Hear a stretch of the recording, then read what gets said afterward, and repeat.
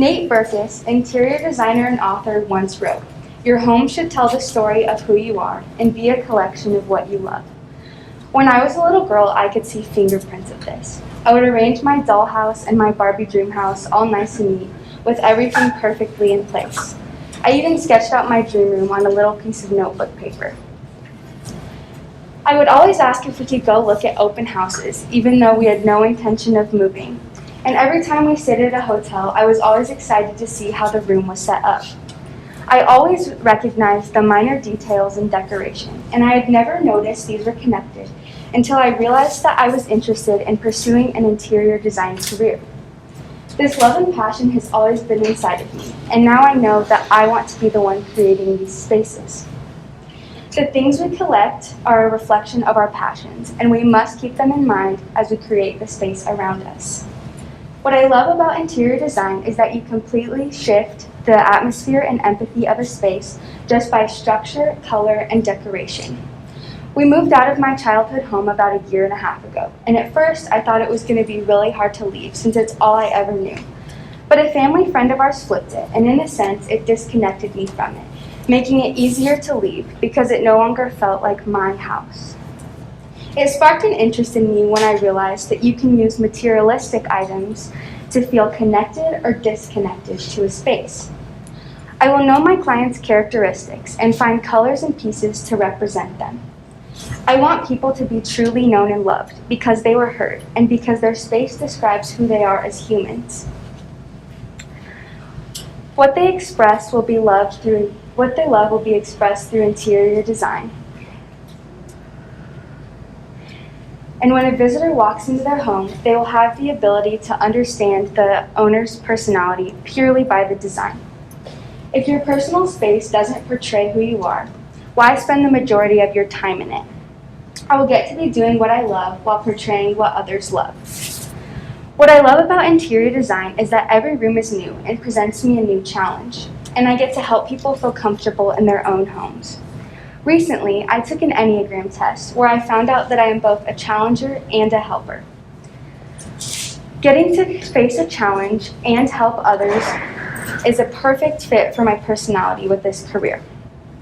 Having the ability to communicate a message with decorations and without words intrigues me. You can bring someone else joy all by creating a special space for them.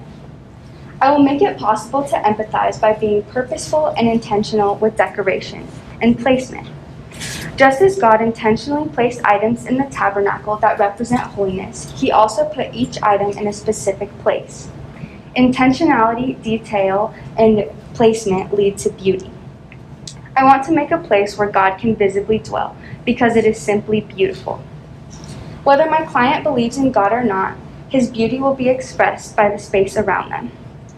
Beauty is a gift from God, therefore it is good. God will be present because He is the perfect example of what is beautiful. I have learned that the process of designing a space and choosing materials within a budget is extremely difficult. Satisfying the client and allowing them to choose the materials they want while still making the space flow is difficult. Budget and design are heavily influenced by the client, and in some instances, you have to utilize secondhand and alternative options to make the budget function. Going into my Capstone project, I assumed that I'd be choosing from all brand new and fully priced items. However, I learned that that's not realistic to have an insanely high budget when designing a space. I have realized that it is possible to achieve the client's wants while adhering to a budget and exploiting other options. My first project was updating an original bathroom designed when the house was built in 1999. The vision the client wanted was an updated and modern space, and I was given a $700 budget. I didn't realize simple and necessary things such as a vanity were so expensive and could take up over half of my spending. The client and I searched for items from Facebook Marketplace, IKEA, Restore, Habitat for Humanity, and clearance. We upcycled the light fixture that we bought from a garage sale by sanding it and painting it from a stainless steel finish to a matte black finish.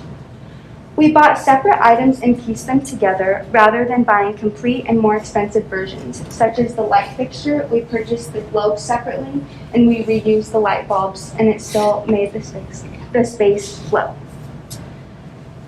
We also reused previously owned items such as the countertop that still matched the design. We looked for used vanities online, but ended up keeping the same one since it still matched the theme and saved money. Also, instead of buying new baseboards and a door, we decided to touch them up with new paint. We searched and searched for a new mirror and ended up finding a new $20 one rather than a $100 one. And all of the decor was affordable from IKEA and clearance racks. Before this project, I didn't know how to find different and less expensive items from multiple places. Now, for future projects, I will have the knowledge to create an eye-catching space for a minimal cost. I had the opportunity to intern with Christine Rapper, an interior designer, and her assistant, Mariah Cope. It was a very beneficial learning experience for me to get hands-on experience in high school. I was able to go on 3 home progress check-ins with them and got to experience reality in the interior design field. I watched them interact with clients, plan and shop, and piece together furniture and decorations. While walking through homes, I learned new terminology, such as eclectic, which is different styles from all over the world combined into one design. Here is an example of an eclectic design that Christine created for one of her clients. I also learned a few rules I'll need to follow as an interior designer, like making sure a junction box for electrical wires is included within the wall to maintain code, that 3 feet of clearance between furniture is needed in order to meet code and maximize comfort, and that you preferably want 9-foot tall ceilings. They also shared their design plans for their projects with me and introduced me to the software that they use, which I downloaded on my iPad. This learning opportunity significantly impacted me by getting to experience the raw parts of being a designer. I saw the good, the bad, and the ugly, and it all made me want to pursue it even more. It brought out my love for all that is involved and made me so excited to get started on it myself. I am so thankful for Christine and Mariah. As a senior, I was able to learn from them things that I would have had to figure out on my own 4 years from now with my own clients. The knowledge that they shared with me was priceless and advantageous. The software program that I learned is called TapGlance. It is a simplified software that allows you to view the design idea. It was generally easy to pick up, and it prompted my creativity because you can build your own shapes and choose any color that you want. My first plan consisted of a broad estimate of my sister and brother-in-law's house. I didn't measure anything, and I guessed on the cabinet and furniture sizes, just to get the gist of the app. As you can see in the estimate, the cabinets and flooring are the wrong color, and the picture window is the wrong size. Once I got the hang of it, I redid the floor plan with approximate measurements and placement. I fixed the coloring, and I entered the exact measurements to get the approximate sizing. I also created a simple design for my friend Caroline's dorm so that she could have a visual of what her new living space would look like and choose the colors that she wanted. I designed a version of my dream home that is trendy but also an original and unique design that I created in my head. Here are a couple pictures of the kitchen I designed. Here's the dining room, and there's a common area in the basement. I also experimented with an idea I had for the front patio right outside the school, which I will meet with Mr. Cooper about to discuss as a potential upgrade. I wanted to make the pillars functional by building a surface around them to serve as a workspace or an eating space. I also wanted to form a cozy area for students and faculty to relax by placing patio sectionals by the windows and a couple chairs with a small table to utilize that corner space. I have loved getting to create. It genuinely brings me so much joy, and I can work on it for hours without getting tired of it until everything is just where I want it. Even when I get stumped or frustrated, this app lets me modify anything I need to, and it gives me a clear visual of the idea I have forming in my head. It has impacted me greatly because I can create unique designs that I come up with as I go along and that I am proud of. This software has given me confidence that I can make beautiful spaces and that I will be successful in what I love. In order to have an advantage with interior design, I am also currently in the process of getting my real estate license. This will allow me to view more spaces and visualize ideas in many homes. I will also get to collect ideas from the way other rooms are designed. This could also help me begin to stage homes, growing my experience. My plan is to sell homes to my clients and pitch the interior design side of my business to them by mentioning that I could alter the appearance of the home to their liking. Here are a few examples of what the course consists of. I am going through Colorado real estate, and for the first section, it has contained charts and terminology such as these ones. To complete the course, I have to study 15 different sections and take a practice test for each one of them. To move on, I need to score an 80% or higher on each practice test, and once I pass those, I must get a 90% or higher on the actual exam to be certified with my license. This capstone has reassured me even more that one day I hope to have an interior design business of my own. In the fall, I was able to interview an interior designer, and it revealed to me the extent to which I need to go to achieve my goals.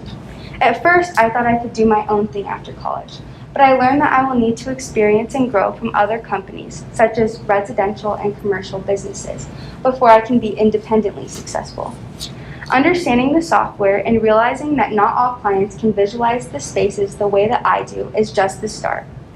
Finding ways to help them understand and using the software to make it a little more tangible are skills that I am working on improving.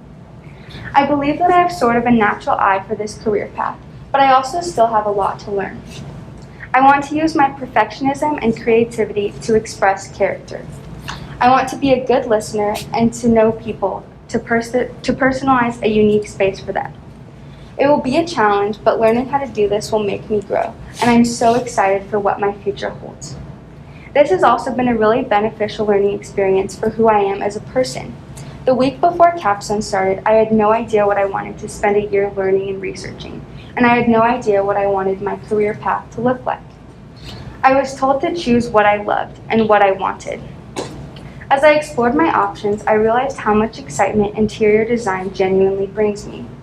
I figured it would be advantageous if my project helped prepare me for my career, since I want to be doing something that I enjoy and that I'm good at. Sure, I doubted my decision, but that's because it was an unknown and new experience. I knew the talents that God has given me would help me succeed in this topic, and I am so glad that God showed me that this passion I have inside of me is where I belong. As the year has gone on in uncertainty, I have been positive in knowing that this is what I want, that this is what I love. My hope for my future is to major in business, minor in interior design, and incorporate my real estate license into starting a business of my own. I hope to further my knowledge in the profession, and I also hope that God can be seen through my drive and my work. Interior design and people bring me so much joy, and I am determined to provide others with happiness by doing what I love. It is important that people are heard, understood, and loved. Their passions should be acknowledged and displayed, and I plan to learn how to do that well. I will constantly push myself outside of my comfort zone to make the client feel connected and comfortable in the place they call home, or wherever they spend most of their time. I will appreciate every interaction and quality time I spend with my client, so I can give my client the best I have to offer. I hope that my work is different, not just a project or a paycheck, but a genuine relationship and a reflection of God. I am eager to begin this new chapter in my life of challenging work that brings genuine joy, despite the obstacles that will interfere. I have taken away from this year that as long as you do what makes you happy and utilize the talents that God has given you, you will succeed in what you love. Your home should tell the story of who you are and be a collection of what you love. May that be said of the homes that I design, and may that be true of your home as well. Thank you.